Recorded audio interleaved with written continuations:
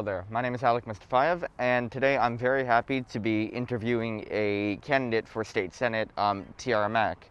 I really appreciate you doing with us. You seem pretty busy at the moment, but I have a few questions that I've been really curious about after looking into your campaign. Cool. So the first and broadest one would be, what distinguishes you from the other candidates who are running for your same office? What makes me want to vote for you over them? I think one, I'm not establishment and I'm not a career politician. The reason why I'm coming into politics is because I see a very specific need for progressive voices, young voices, and a change into how the status quo works. I also am an inclusive candidate. I'm also a candidate that's focused on every single community and not just the communities that look like mine. I know that my opponent, one of my opponents is openly homophobic, anti-woman, and anti-choice. And so I want to make sure that every single person in the community has identities that are elevated and honored throughout all policy decisions and not just people who align with someone's beliefs. Okay, so a bit more specifically about some of your policies. Yep. So I've just graduated from high school, but due to the pandemic, I haven't been able to get much work and therefore not much income.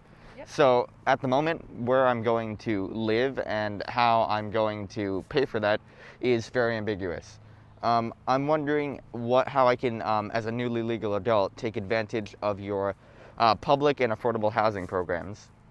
Yeah, so I think one is that we need to address that housing is a human right and not a luxury. And right now in Providence, we have a lot of people who are using housing as a way to make exorbitant wealth and hoard wealth and not thinking about the people, not just like some people, but every single person who needs housing right now. There's also a housing crisis. The average Rhode Island family working a minimum wage job cannot even afford a 2-bedroom, which means that most people are going to have roommates or they're going to be falling behind month after month after month.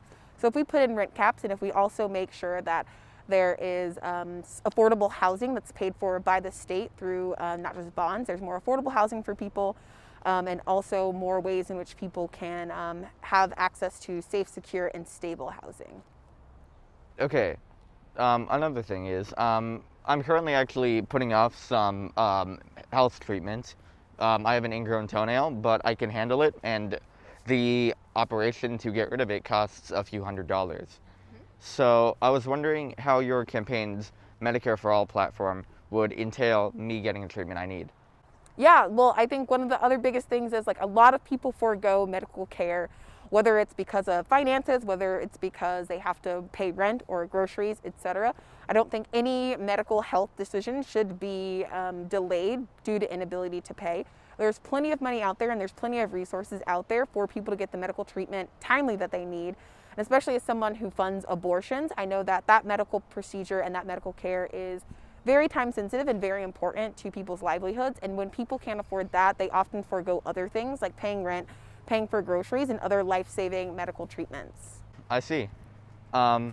Anyway, I'd really like to thank you for coming out with us. I know you have a lot of work to do, and I'm looking forward to seeing how your campaign unfolds in the coming months. Sounds good. Mm-hmm. So thanks for coming with us. Yeah. I'd shake your hand if there wasn't a pandemic. Exactly. Have a good one.